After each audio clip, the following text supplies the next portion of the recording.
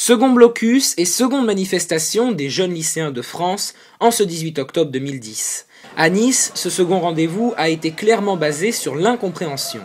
Dès 8 h du matin, au lycée du Parc Impérial, tous les organisateurs du blocus n'étaient pas présents et le rassemblement a très vite pris une tournure futile, quasi inexistante.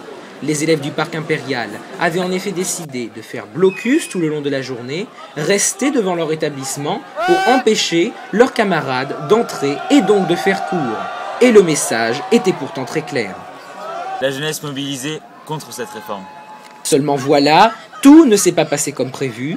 Les lycéens de Calmette et de Masséna sont très vite descendus manifester au centre-ville, au moment où le lycée Pasteur décide d'arriver en renfort, de mobiliser les étudiants du lycée Bossit et Estienne d'Orve pour remonter jusqu'au Parc Impérial. Ce qui était alors une simple revendication a pris une drôle de tournure entre fumigène, lancé d'œufs et sortie d'extincteurs. Certains viennent pour tout casser et ils ne viennent vraiment pas pour défendre notre problème.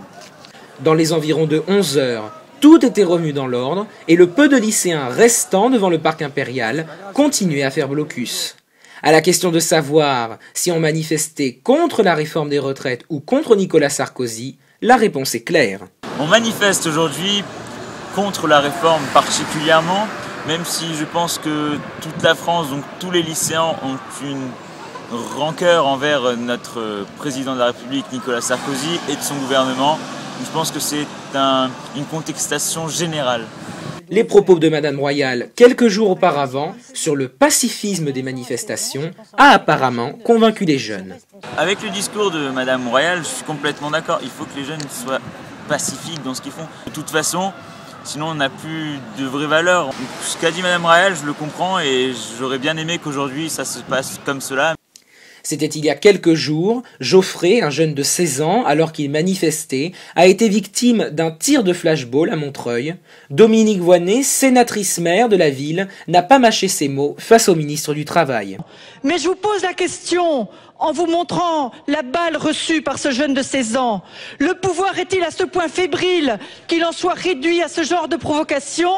Que vaut donc un pouvoir politique et quelle est sa légitimité quand il en est réduit à tirer sur ses enfants? La réaction des jeunes sur ce sujet.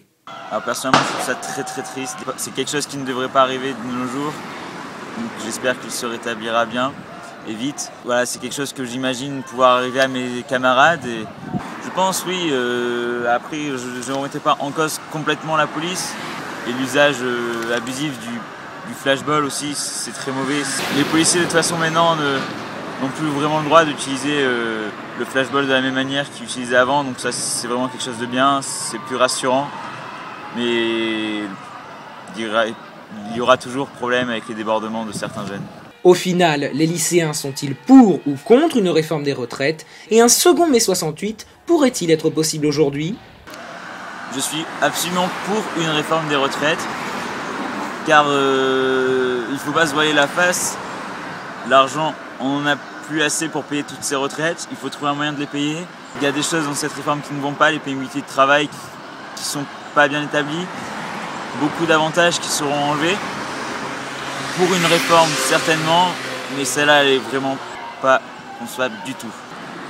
En mai 68, il y avait vraiment un engagement politique de la part de tous ces jeunes, ils avaient envie de faire bouger les choses. Ils ne pensaient pas à casser. Alors, mai 68, je pense que tout le monde en rêverait encore. Mais alors, est-ce possible?